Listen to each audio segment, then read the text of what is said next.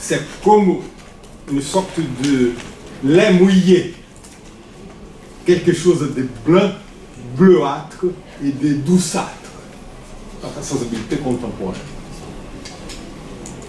Conclusion de Roland Barthes, c'est un renversement historique. Ce n'est plus le sexuel qui est indécent, c'est le sentimental. Et il est censuré au nom d'une nouvelle morale. Donc il y a une morale, n'est-ce pas, qui décrète que l'amour est devenu obscène. Tout le monde comprendra que X a énorme problème avec sa sexualité. Mais personne ne s'intéressera à ce que Y peut avoir des problèmes avec sa sentimentalité. L'amour est obscène en ceci précisément qu'il met le sentimental à la place du sexuel. Voilà, ça c'est pour abréger déclin de l'esthésie sur le plan de la sentimentalité amoureuse. Donc là, la question que je voudrais poser est que faire dans ce contexte qui est le contexte de ce déclin de l'esthésie. Je voudrais là-dessus, je vais passer sur la question de... Enfin, dire justement peut-être sur la question de l'enseignement, parce que c'est la question de l'art, j'aborderai par la crise de l'esthésie, la question de l'amour avec, un petit peu avec Antonioni et Barthes. Je voudrais juste dire un mot bref sur la question de l'enseignement. Si on parle de l'idée que l'amour, Eros, depuis Platon, j'aurais envie de dire depuis Platon jusqu'à René Scherrer, en passant aussi par Roland Barthes. René Scherrer va parler de cette question que je vais évoquer, il va parler plutôt au niveau de l'école. Roland Barthes va parler aussi au niveau de l'université. C'est-à-dire qu'il n'y a pas de relation d'enseignement sans l'élément affectif, sans l'élément, je dirais, carrément amoureux. J'ai cité dans mon petit argumentaire la phrase de Goethe, on apprend seulement de qui on aime. Je pense que c'est une phrase qu'Émile Perverti de René Scherrer pouvait être aisément d'accord. C'est une phrase goethienne, mais aussi c'est une phrase platonicienne. Sans ces liens-là de la sentimentalité, pas d'apprentissage qui vaille possible. Et on trouvera dans les textes que nous travaillons avec certains d'autres groupes qui sont là, de Stefan Zweig, la confusion des sentiments, les rapports entre un étudiant et son professeur. On retrouvera la réciproque de la phrase de Goethe, c'est-à-dire de celui de qui j'apprends, je l'aime. Donc on trouvera ces deux phrases-là dans un nuage très serré. Il faudra un jour que l'Occident, vraiment, l'Occident contemporain, je veux dire, se mette à reconnaître ces nuages entre amour et apprentissage. Eh bien, dans cette relation-là, si la sentimentalité est invalidée, comme on vient de voir dans l'art et en matière d'amour, alors c'est cette relation-là qui devient aussi impossible. Et à mon avis, c'est ce qui se passe aujourd'hui lorsque la relation enseignante cède la place de plus en plus à une pure transmission extérieure d'informations à des usagers qui sont en quête des compétences opératoires. Et personne n'a un rapport avec l'autre et ni avec le savoir. C'est une sorte de transmission. C'est d'ailleurs pourquoi on peut faire des mots, c'est-à-dire des fils qui remplacent les profs. Il n'y a plus de relation dans cette question-là. Et donc on a évacué toute une série de problématiques qu'on a voulu élaborer. Je souligne au passage, sans m'y attarder, mais la question déjà du transfert, ce qu'on appelle du transfert, et qui est Platon appelait la question de l'éros, le transfert affectuel, et donc le transfert affectuel enseignant, la question de l'écoute. Je crois qu'une des grandes stratégies aujourd'hui, c'est d'éliminer toute écoute possible. Avec la façon dont on vient de briser la relation directeur de thèse et doctorant actuellement par les ministères, va dans ce sens-là. Briser toute écoute possible, tout tête-à-tête possible, toute relation possible. Tous les rapports sont faits par des équipes anonymes qui se recyclent pour examiner les doctorants, et on a plus cette relation-là. Et il faudrait ajouter aussi, donc, mais c'est impliqué dans ce que je viens de dire, qui est le désir à évacuer du rapport au savoir, du rapport entre ceux qui s'entretiennent au sujet du savoir et du rapport de chacun avec le propre savoir. Ça va évidemment parfaitement avec ce qu'on appelle la mercantilisation du savoir, où les étudiants deviennent des étudiants clients. Et les professeurs sont aujourd'hui appelés au ministère, sont appelés des managers de formation. D'ailleurs, toute cette foire qui est en bas au rez-de-chaussée à ces bâtiments ici, c'est une foire pour capter les étudiants, en particulier les philosophes, parce que ça circule au département de philosophie, et les capter pour les managers. Et ce qui est très drôle, c'est que tous mes collègues qui sont critiques et de gauche véhiculent ça sans la moindre pointe de questionnement. Donc vous êtes tous à l'issue de votre cursus philosophique, et bien vous avez des chances d'être embauchés dans une boîte et de manager quelques-uns. Bon, je passe, je reviens, mais c'est toute la question. Si nous devenons d'un côté insensibles par rapport à l'espace et le temps, par rapport à l'assentiment, par rapport à l'initiation, de l'autre côté, nous devenons de plus en plus compétents en matière de calcul et de stratégie des échanges. Parce qu'on passe de plus en plus, et c'est ce qu'on veut au rez-de-chaussée, on passe de plus en plus notre temps à calculer nos échanges, nos stratégies d'échange. Et donc, dans ce contexte-là, c'est ce que je disais dans mon argument, comment l'accueil sentimental fait à la donation sensible, ici et maintenant, peut avoir lieu et moment. Et comment, sans cela, si ça n'est plus possible, comment on peut être affecté esthétiquement? Et comment on pourrait apprendre un art de vivre dans une relation d'initiation? Et comment pourrait-on finalement aimer? Si on est dans ce contexte-là. C'est ici que vient la question, et c'est la dernière partie de ce que je voudrais proposer pour la discussion, la question que faire dans ce contexte-là. Et c'est ici que je pense qu'il y a, je proposerais pour que nous examinions ensemble, qu'on parie sur les ressources de l'enfance dont je parlais en commençant. C'est-à-dire l'enfance comme un différent avec l'idée à la fin, un différent ultime avec le développement du système. Entendons le système avoué à l'accélération des échanges communicationnels et marchands. Ce système-là, le nôtre, dans lequel nous vivons, dans lequel nous faisons des projets, ce système-là nous rend de plus en plus superflus. Nous existons de moins en moins comme singularité. Nous sommes de plus en plus nous-mêmes échangeables. Et donc, ayant aussi superflu, ce qui en chacun, c'est l'autre de chacun, c'est ce que je voudrais aborder maintenant, c'est-à-dire l'enfance en chacun. Donc là, je reviens à la question de l'enfance. L'enfance, je vais dire infantia, ceux qui travaillent avec moi sont au courant, je vais dire infantia en latin,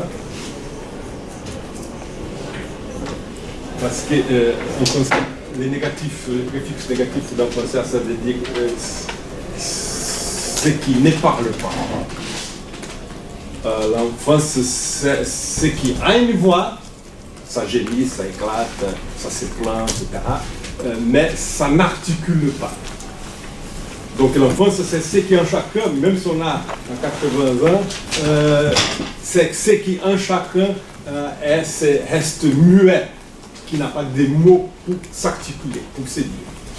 Donc, je voudrais dire que ce qui est indéracinable et irréductible en chacun, c'est cela, les premiers et les ultimes points de résistance, ou si vous voulez dire combat, aujourd'hui et demain. Et donc, si l'enfance peut être cela, c'est qu'elle est le nom, et c'est le point clé de mon argumentation, de bien être attentif, et voir si vous êtes d'accord aussi, c'est parce que l'enfance, telle que que je commence avec Proust, Benjamin, Lyotard, en dialogue avec René, l'enfance est, en tant qu'idée, je ne parle pas ni d'un âge de la vie, ni des enfants empiriques, l'enfance en tant que cette idée-là, l'enfance est ce qui aura été là, exposé à l'espace-temps, dans quelque chose qui aura affecté son corps avant tout concept, avant toute représentation, avant même qu'on y soit. Ces choses qui nous a affectés avant qu'on ne soit quelqu'un avec un nom propre, avant que je sois moi. Les moi ne viennent que plus tard avec les langages. Mais avant tout cela, j'aurais vécu des années exposé à l'espace-temps où une touche m'a affecté ou m'a excité. Et c'est là, avant donc que je devienne sujet parlant. Mais je ne deviendrai sujet parlant qu'en quittant en quelque sorte cette enfance empirique. Mais cette chose-là, c'est passé qui ne passe pas, voilà, ça c'est plus, c'est passé en moi qui ne passe pas, où mon sort aura été en quelque sorte joué, où on a traité de mes affaires à mon insu, cela va rester en moi et va me jouer de tout jusqu'à la fin de ma vie. Donc nous possédons tous ce noyau obscur, irreprésentable d'enfance. Donc ça c'est très important en matière d'amour, y compris en matière d'amour proustien. C'est très important aussi en matière d'esthétique. On peut dire que l'esthétique, y compris même l'esthétique du sublime selon Kant, c'est une façon d'essayer de s'acquitter de cette première touche qui a affecté un corps et de s'acquitter par les moyens du sensible, c'est-à-dire par des formes. Donc, si cette hypothèse est bonne, ça veut dire ceci, que la crise de l'aesthésie dont je parlais, qui porte donc atteinte, j'insiste, à l'amour au sens de Proust, au plaisir de beau au sens de l'art, à l'art d'enseigner, disons au sens socratico-érotique, Socrate-Eros, c'est cette crise de l'aesthésie qui porte atteinte à tout cela. De l'autre côté, elle libérerait, ou révélerait, ou ouvrirait sur une passibilité plus initiale, la passibilité enfantine, plus initiale, plus originale, plus archaïque que toute articulation adulte, y compris l'articulation minimale qui est celle de la mise en forme. Cette enfance est en deçà encore de la mise en forme. Donc, j'appelle les passibilités, c'est un terme que Lyotard a élaboré pour dire une condition avant la distinction actif-passif. Passibilité, ce n'est pas la passivité. Passibilité, c'est avant qu'on puisse distinguer l'actif et le passif. Donc la passibilité, c'est une sorte de réceptivité radicale, originelle. Une excitabilité, si vous préférez, faculté de sentir, dit Kant, une affectivité originelle. C'est ça l'enfance. Et cette affectivité originelle, cette passibilité, c'est la passibilité à une présence, même s'il n'y a pas de forme. Or, c'est là qui me semble, cette passibilité-là, elle est indestructible, en tout cas, jusqu'à maintenant. on peut faire l'hypothèse que ce que raconte Orwell dans 1984, c'est le projet du système de détruire ça, de détruire l'enfance. Le système totalitaire venir à bout de l'enfance dont je parle, c'est-à-dire d'accoucher, de produire une humanité sans enfance. Mais on n'est pas là. Et donc pour l'instant, on a, à mon avis, cette ressource-là, l'enfance en chacun. Elle est indispensable pour qu'une rencontre, que l'événement d'une rencontre puisse avoir lieu.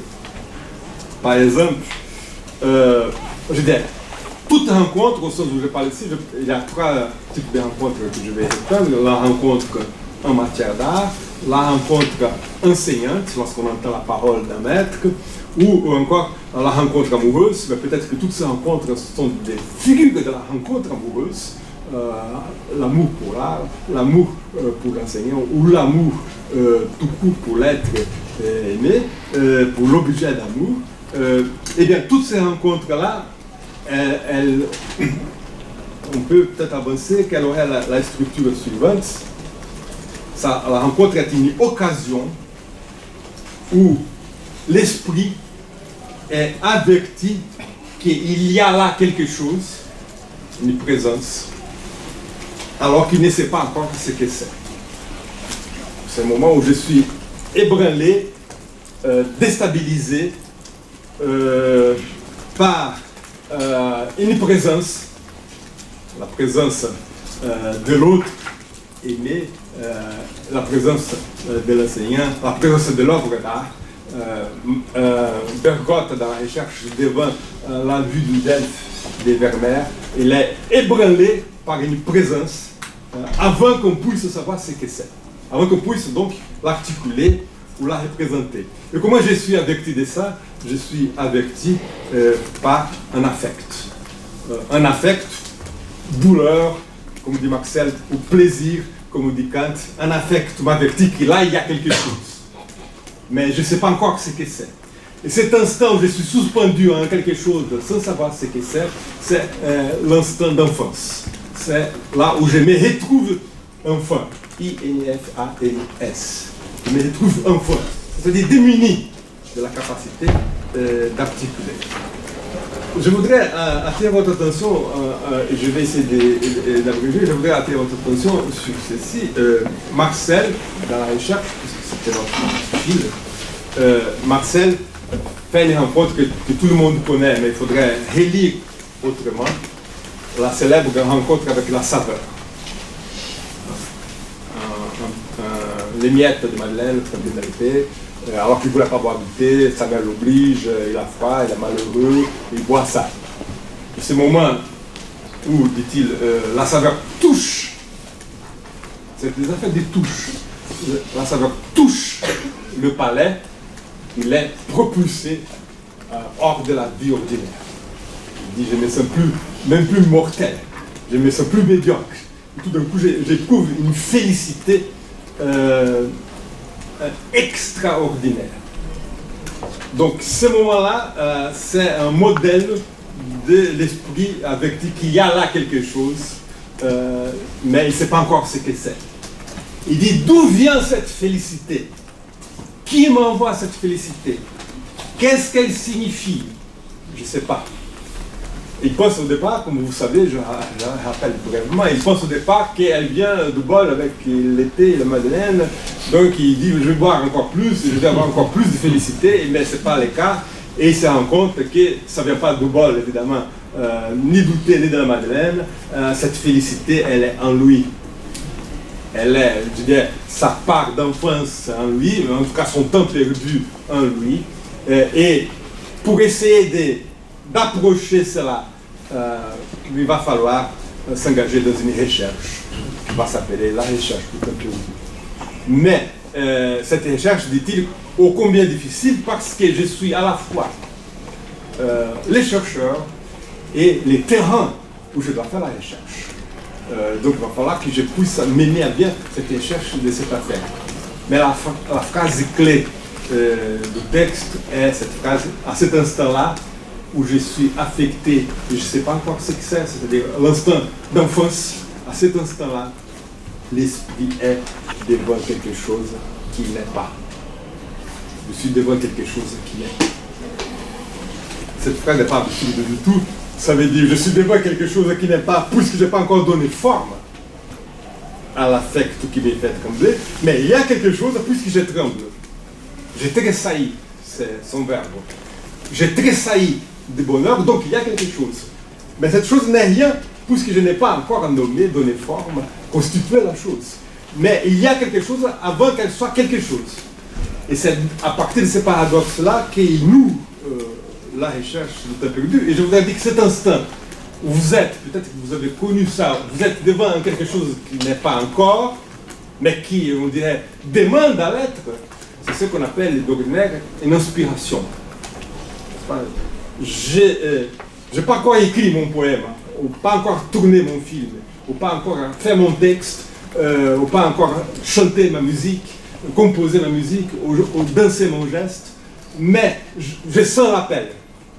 Donc, ce n'est rien puisque je n'ai pas encore mis en forme, mais c'est quelque chose puisque ça m'appelle. Donc, on est à cet instant-là, et c'est l'instant des rencontres où l'esprit est rendu ou est devenu enfin, parce qu'il a dépossédé des moyens, pour l'instant, des moyens d'articuler ou de mettre en forme. Ce que je trouve extraordinaire chez Marcel, c'est, et surtout pour nos oignons ici, c'est qu'il dit que cette sorte d'épiphanie à l'occasion de la saveur, de la touche de la saveur, cette épiphanie opère, dit-il, comme opère l'amour. Donc, première mise en rapport qui nous intéresse, n'est-ce pas? Cette rencontre avec la saveur, elle opère, dit-il, comme opère l'amour. C'est-à-dire, elle me détache des contingents, quand j'ai le coup du foudre. C'est-à-dire que je suis foudroyé par quelque chose qui est beaucoup plus grande que moi, et que je n'ai pas les moyens de traiter la chose qui me foudroie. C'est ce qu'on appelle un trauma. Le coup de foudre. Toute rencontre de ce type-là est traumatique en ce sens où je suis dépassé par ce qui m'arrive. Là, je suis dépassé. Et Marcel dit, je suis dépassé par cette saveur, et cela opère, donc, comme cela arrive, un amour, en matière d'amour. Donc, première relation. Deuxième relation, il dit, c'est là aussi la seule chose que j'ai retrouvée qui ressemble à cela, c'est la phrase musicale de Vinteuil. Vinteuil, les musiciens de la recherche, ça, de l'autre bout de la recherche, de la prisonnière, je note les noms de Vinteuil, qui est en fait un personnage qui condense une série de musiciens qui Marcel Proust aimait. Vinteuil, donc, il y a une phrase musicale, et Marcel dit c'est cette phrase musicale qui ressemble le plus à l'expérience de la rencontre épiphanique avec la saveur. Donc là, vous voyez, rapport entre l'expérience esthétique, la musique des Vinteuil a aussi cet effet épiphanique, l'expérience esthétique, l'expérience amoureuse, et sous le modèle de la rencontre avec la saveur. Dans tous ces cas, c'est juste ce que je voudrais, le point que je voudrais insister. Dans tous ces cas-là, nous avons un moment où l'esprit est rendu enfin. I-N-F-A-N-S, c'est-à-dire l'esprit perd ses pouvoirs. Ses pouvoirs. Le pouvoir de l'esprit, quand il insiste, c'est le pouvoir de synthèse, de faire des synthèses, de faire des formes, d'articuler. Et là, devant cette chose-là, la touche de la saveur, la phrase de Vinteuil, le coup du foudre amoureux, l'esprit perd ses pouvoirs, qui sont des pouvoirs de maîtrise, de mise en forme, d'articulation, etc. Or, je pense que c'est là, et je vais abréger pour qu'on passe à la discussion, mais je pense que c'est là on retrouvera aussi dans la rencontre enseignante. Dans la rencontre enseignante. Je dirais que cette passibilité enfantine, elle est indispensable pour l'art, indispensable pour l'amour, elle est aussi indispensable pour la rencontre enseignante, si on entend par là l'art d'enseigner à visée initiatique. Or, je passe sur la galerie, n'est-ce pas, des histoires des rencontres enseignantes, des galeries majeures. Je pense évidemment à Alcibiade de Socrate. C'est un texte que j'ai travaillé dans le livre qui a été fait en l'honneur de René Scherer. D'Alcibiade de Socrate, il y a Polémon Xénocrate. Polémon qui a envahi les séminaires xénocrates, comme beaucoup d'étudiants ont envahi sous pour émerder les profs. Et tout d'un coup, il entend quelqu'un qui s'appelle Xénocrate et qui parle comme un dieu, n'est-ce pas? Et du coup, Polémon est converti à la philosophie, n'est-ce pas? Ça, c'est la fable qu'on raconte sur Polémon Xénocrate. Mais on trouvera Héloïse Abélard, Roland et les maîtres dans les textes de Stefan Zweig, la confusion de sentiments. Bref, on peut continuer, arriver jusqu'à nos jours, j'en passe. Je voudrais dire que dans tous ces cas de rencontres enseignantes, que ce soit l'agalma que Alcibiade dit que Socrate possède, c'est-à-dire, vous connaissez dans les banquets, texte célèbre, Alcibiade amoureux de Socrate, il dit voilà, Socrate, il possède, si vous l'ouvrez dedans, si vous ouvrez son discours, si vous ouvrez Socrate, quand on ouvre une boîte à bijoux, et bien dedans il y a l'éclat divin d'un objet précieux, et c'est ça qui fait que Socrate est l'objet de tous les amours. Parce que nous savons qu'il porte en lui cet objet éclatant, qui est un objet divin, dit Alcibiade, et fascinant. Que ce soit l'agalma, donc, que Lacan après va thématiser comme objet de désir. Objet de désir parce que c'est l'objet qui me dit, à nous qui sommes désorientés dans la vie, voilà quelqu'un qui sait ce qui est vraiment désirable. Socrate, il est fascinant parce qu'il sait ce qui est vraiment désirable, ce qui fait vraiment sens, là où je peux vraiment m'accomplir dans cette vie qui est une aventure inintelligible. Socrate, il sait. Donc ça, c'est son éclat, qu'on appelle agalma, donc un éclat divin de Socrate, mais on peut aussi parler de la force et de la présence incomparable de la voix du maître, comme fait Roland dans la nouvelle de Stefan Zweig. Ce maître a une voix, et dans cette voix, j'entends une force, et je vais suivre ça. Je vais engager ma vie dans ça. Et ce maître, en fait, est en train de m'ouvrir à ma vocation, à mon vrai désir.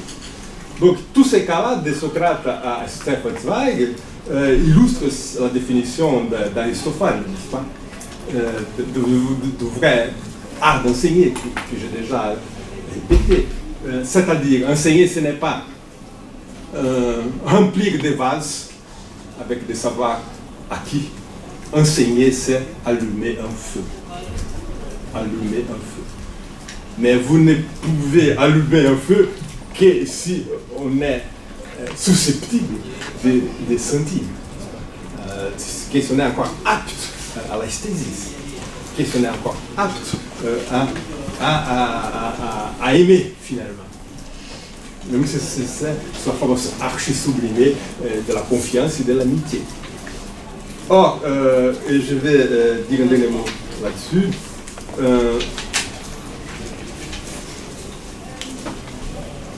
j'aimerais, à partir de ce que je viens d'évoquer brièvement pour la discussion, j'aimerais, dans l'avenir, reconstruire les fils de cette question de l'enfance à travers les écrits de René Scherer. René Scherer, tout le monde sait, il a traversé les champs de la phénoménologie, Husserl, Heidegger, Stirner, et aussi il a beaucoup consacré à des sujets d'études, et je dirais d'inquiétudes, réputés parfois non universitaires. Je pense que ça c'est un grand honneur. Non académique, grand honneur. Et parmi ces sujets réputés non académiques, René Scherer a beaucoup travaillé sur l'enfance.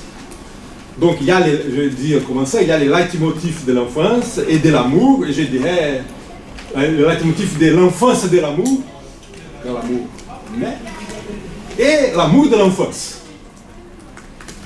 Donc j'ai travaillé dans le texte consacré à lui sur la phrase de Émile Perverti, dont le titre exact c'est Émile Perverti ou des rapports entre l'éducation et la sexualité. La phrase qui dit ceci: la première relation pédagogique est commandée par les désirs. Donc là, René nous déjà très fortement l'enseignement et les désirs. Et il va parler de l'amalgame entre éducation et amour. Je pense que c'est ça qu'il faut. C'est un des grands défis à venir, c'est penser cela, n'est-ce pas? Ce nouage-là, cet amalgame-là. Donc j'aimerais bien prendre ces fils de l'enfance que j'ai brossés aujourd'hui à partir de cette séquence de Proust à Lyotard, prendre ces fils de l'enfance et relire Émile, la séquence chez René qui va d'Émile Perverti à Enfantine, qui est un vrai régal. Émile Perverti, c'est 30 années-là. Émile Perverti, 1974, à Enfantine, 2003, en passant par Cohir, je vais t'écrire.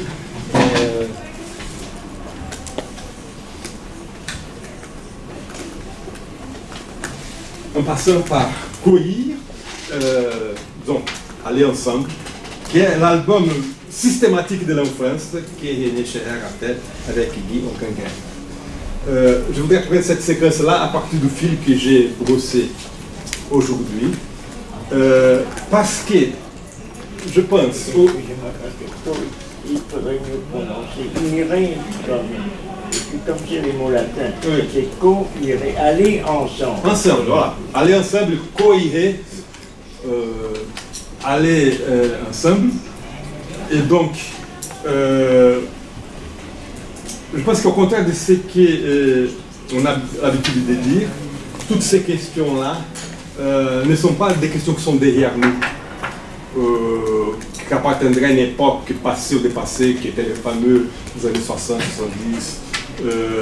Je pense que ces questions-là, elles sont plutôt devant nous. Ce sont des questions à venir.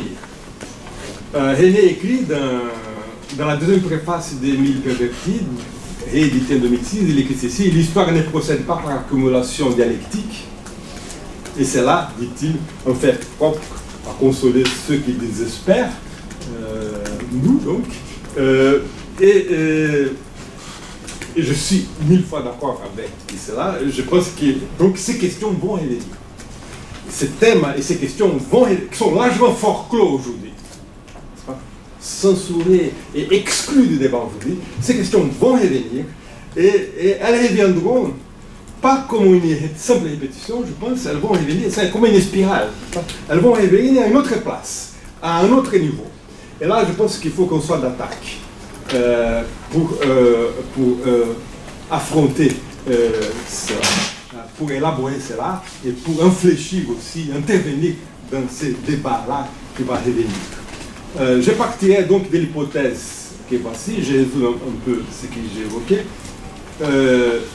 L'enfantia, c'est une sorte de reste, c'est ce qui chez l'humain excède l'humain. C'est une sorte de réserve irréductible.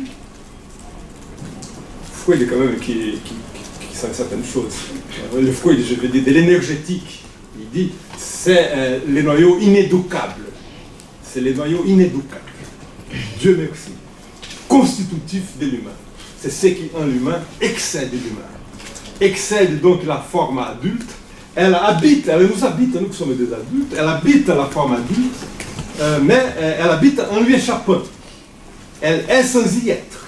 Elle déborde ses articulations, ses synthèses, sa temporalité. Elle serait, case de Lyotard, l'enfance est cette source secrète d'où toute résistance tire son énergie. Cette phrase est d'autant plus incroyable qu'elle vient d'un texte qui s'appelle La guerre des Algériens, un texte politique, n'est-ce pas, de l'époque de Société de Barbarie. Donc, Lyotard prend la position pour les Algériens, et dans ce texte-là, il y a cette réflexion sur l'enfance. La guerre des Algériens, elle a une chance parce qu'il y a une réserve de résistance qui est invincible et qui est ce secret d'enfance.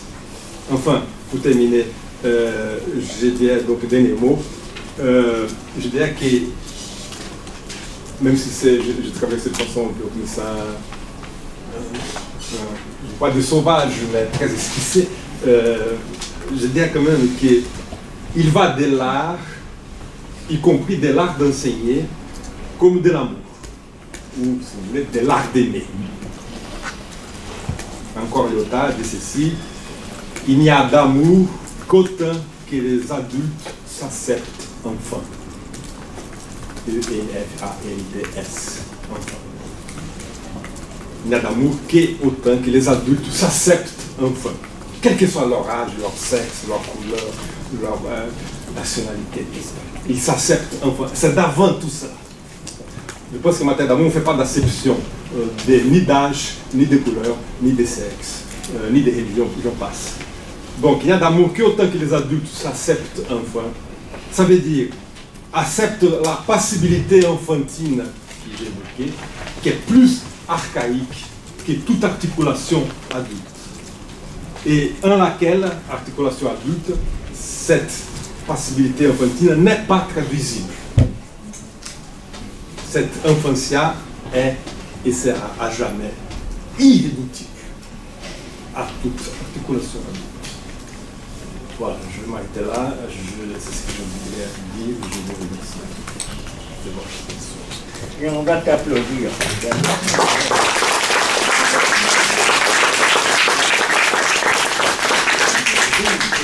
Arrête-toi, mais pour recommencer, je vais dire pour reprendre, parce que c'est extrêmement intéressant. J'ai écouté comme tout le monde avec beaucoup d'attention.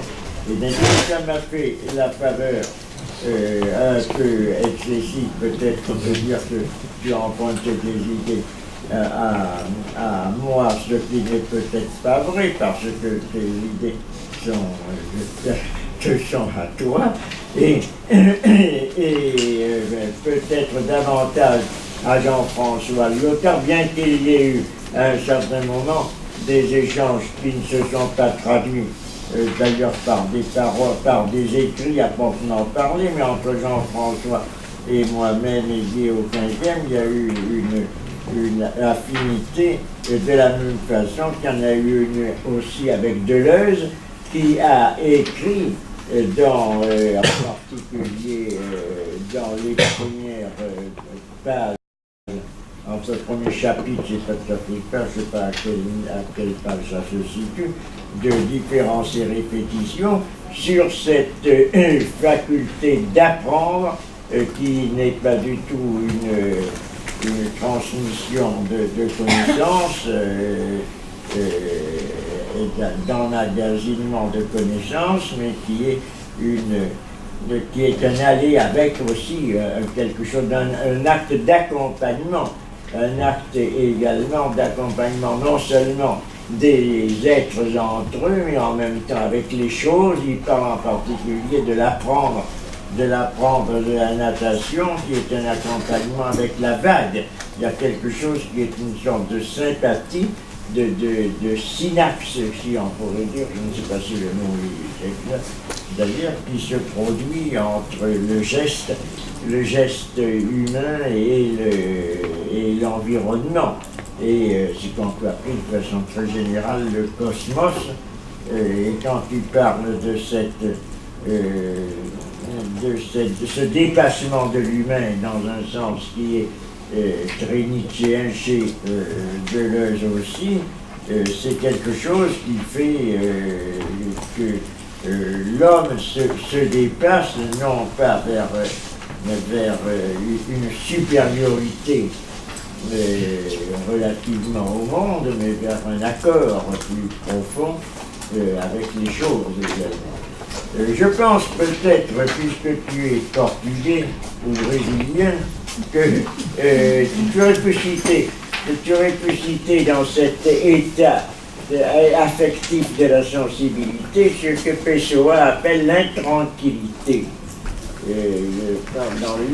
C'est le traité ou livre, je ne me rappelle plus quel est le titre de ce livre, le livre d'intranquillité, traité d'intranquillité. Livre de l'Antiquité. C'est ça, d'intranquillité, qui fait qu'il y a chez lui, chez Pessoa, qui parle d'ailleurs de son enfance également, quelque chose qui, sans le citer, fait penser aussi à cette intranquillité qui anime Proust au niveau de la création même, et non pas simplement au niveau de cette permanente intranquillité qu'il éprouve avec Albertine au moment où il analyse le type très particulier et en même temps général qui s'applique à tout le monde d'amour qu'il ressent pour elle, mais en même temps au moment où il s'agit d'expliquer quel est l'acte de création,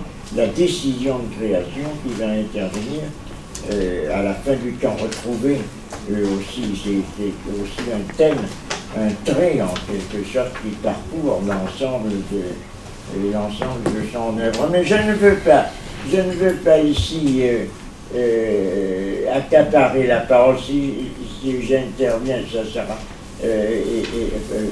plus dans la suite, peut-être. Mais je voudrais d'abord donner la parole à la salle, oui, parce qu'on t'a écouté avec beaucoup d'attention, mais peut-être y a-t-il des questions qui sont à poser. Alors je m'adresse à vous pour vous adresser, que vous vous adressiez non pas à moi-même, mais à Plignon.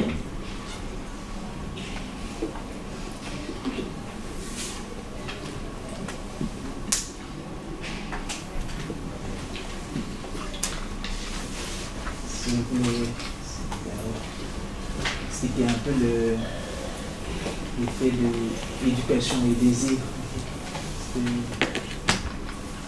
Actuellement, c'est un peu compliqué.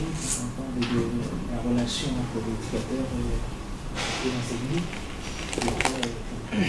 Puni par la loi, c'est quelque chose qui dégénère.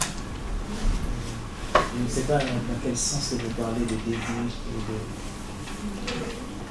et de l'amour entre l'éducateur et l'enseignant.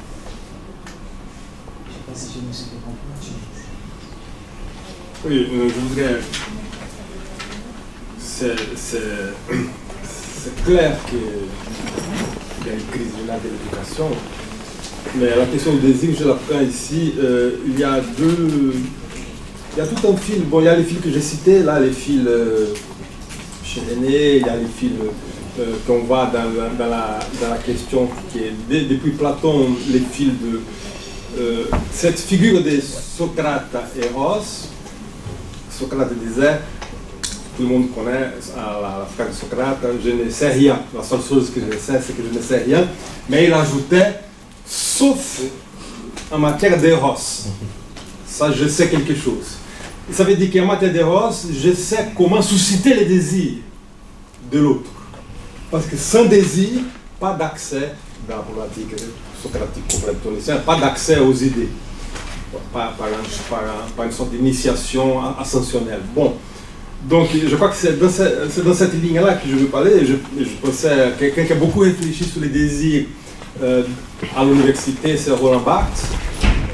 Un séminaire doit s'occuper de l'économie du désir qui circule dans les séminaires, pas seulement les transferts entre enseignants et étudiants et vice-versa, mais les transferts entre tous, entre eux, et dans les transferts des désirs, dans leur rapport aux lectures, à l'écriture. Donc, Barthes, jusqu'à la fin de sa vie, au Collège de France, il répète encore, s'il n'y a pas de désir ici, ça ne va pas marcher. Donc il a cette insistance sur cette question, c'est dans cette file-là que je me suis inscrit. Et par rapport à ce qu'il disait René, je me suis souvenu de ce que dit Deleuze. Il y a trois choses que dit Deleuze sur l'enseignement. Là, René a cité différentes réflexions, mais vous verrez aussi facilement dans l'abécédaire. Il y a quelques lettres où Deleuze parle de l'enseignement, comme il compris, de son enseignement. Et il y a trois choses que je voudrais dire. Première chose, dit Deleuze, s'il n'y a pas de passion dans ce que j'ai dit, c'est pas la peine de faire court. Et donc, il faut que je m'entraîne, dit-il, il parle du théâtre, il faut que je m'entraîne sur ce que je vais dire pour essayer de faire que les étudiants que les désirs des étudiants soient captés par les choses à penser. Donc, première à 16, dont parle Deleuze. Et cela va, deuxième point, avec une idée que je trouve vraiment géniale chez lui, c'est qu'il faut vocaliser les concepts. Il ne s'agit pas d'exposer telle théorie, etc. Il faut vocaliser les concepts. Et quand il dit vocaliser les concepts, il dit, à un moment donné, vers la fin d'un entretien, il dit, presque timidement, il dit en fait, ce que j'aimerais bien, c'est arriver au Sprechgesang, c'est-à-dire ces chanter-parler que Schoenberg avait élaboré. Et j'aimerais qu'il y ait un cours un peu comme un Sprechgesang, c'est-à-dire qu'on soit à la limite du chant. On est en train de se poser, mais on est à la limite de la musique. Il dit d'ailleurs, un cours c'est de la musique. Et un autre passage, c'est pour ça qu'on n'interrompt pas un cours, parce qu'il ne faut pas interrompre une musique. Mais on peut après débattre, bien sûr. Donc il y a chez Deleuze cette idée-là qu'il faut de la passion, et que un cours c'est au fond des vibrations, des ondes vibratoires qui circulent. Et ces ondes vibratoires concernent les désirs, et elle va mettre les désirs au travail par rapport aux questions qu'il faut réfléchir, par rapport aux textes qu'il faut lire, etc. Et je note au passage, je ne voudrais pas laisser passer l'occasion, c'est toujours chez Deleuze et c'est toujours les mêmes entretiens. Je ne sais pas si c'est votre problème, mais à l'époque, c'était le problème. On est en 89, c'était le problème des étudiants qui avaient déménagé à Saint-Denis, et les étudiants disaient « Oh, c'est difficile d'aller à Saint-Denis ». Pas seulement parce que le métro, la ligne AB, c'est horrible, mais parce que aussi on est tous isolés. On ne se parle pas entre nous, il y a un problème de communication entre nous. Et Deleuze dit, je pense qu'il faut apprendre aux étudiants à assumer leur solitude. Assumer leur solitude. Il faut apprendre aux étudiants qu'être seul, c'est un atout. Et que c'est ça qu'il faut élaborer. Et je pense que lorsque Deleuze dit ça, il pense aussi à un travail sur soi que chacun doit mener par rapport à son désir, par rapport à ses intérêts, par rapport à ses études, etc. Donc il a un discours comme ça, un peu à contre-courant, alors qu'il y a des profs, y compris aujourd'hui, n'est-ce pas, qui posent des questions, comment régler le problème de communication au département. Et Deleuze dit, mais il n'y a aucun problème. Il faut juste changer la position du problème et apprendre aux étudiants que c'est un atout qui est de pouvoir être seul. Ça c'est un point, je trouve ça très intéressant. Mais tout ça, c'est dans une économie générale, comment faire que les désirs soient de la partie. Sinon, c'est l'ennui. Par rapport à ce que vous dites là, ça me fait penser que quand il dit ça à partir d'une pratique où il y a toujours un collectif extrêmement présent. C'est-à-dire, ce que vous dites, le changement de perspective, c'est à partir d'une réalité. C'est-à-dire une réalité de vivre ensemble en permanence. Je pose la question de la singularité. Et est-ce que ce phénomène-là est pensé ou rentre dans les lignes de réflexion de Deleuze? Je ne sais pas. Je l'ai une hypothèse par rapport à ce que vous dites. Je pense que une chose qui l'aborde, c'est les grégaires. Cette chose, on est tout le temps ensemble, on fait toutes les choses ensemble, et qu'on n'a plus de temps pour soi. Moi, je suivrais peut-être cette piste-là, quelque chose un peu nietzschienne en fait, contre les grégaires. Et essayer de mettre en avant et de valoriser une certaine forme de solitude qui je pense qui est liée au travail de la réflexion, de l'écriture, de la méditation, contre cette chose du grégaire qui, bon, à cette époque 89, les grégaires étaient très, comme ça, matériels sur place. Les gens étaient toujours un groupe, n'est-ce pas? Aujourd'hui, il y a un grégaire virtuel. J'espère que c'est peut-être pire. On peut être seul, mais toujours accompagné. Parce qu'on a tous les copains sont dans la poche, avec les vidéos, etc. Ça n'arrête pas. Peut-être que cette situation-là, je pense qu'elle s'est aggravée avec les grégaires virtuels. Mais l'idée cette idée qui est sa phrase selon laquelle c'est un atout pour chacun, la solitude peut être un atout pour chacun, cette phrase elle donne à réfléchir. Je voulais juste dire quelque chose un peu par rapport à la question de